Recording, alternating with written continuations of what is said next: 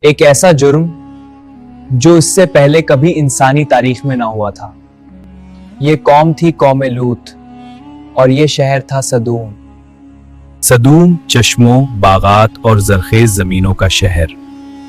زمین میٹھی تھی مگر دل آہستہ آہستہ سخت ہو گئے۔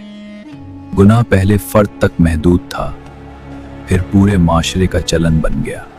اب گناہ ایک عمل نہیں، ایک تہذیب بن چکا تھا۔ اسی زمانے میں اللہ کے نبی حضرت لوط علیہ السلام اس شہر کی طرف بھیجے گئے۔ نعمتیں ہر طرف تھیں مگر حقیقت دل دہلا دینے والی تھی۔ اللہ سے ڈرو، اللہ کا عذاب بہت سخت ہے۔ اگر اللہ چاہتا تو عذاب کب آ چکا ہوتا، لیکن عذاب نہیں آیا۔ اے لوط، تم ہمارے معاملے میں ٹانگ مت اڑا، نکل جا ادھر سے۔ آخر کار اللہ کا فیصلہ آسمانوں میں لکھا جا چکا تھا۔ فرشتے انسانی شکل میں حضرت لوط علیہ السلام کے گھر آئے۔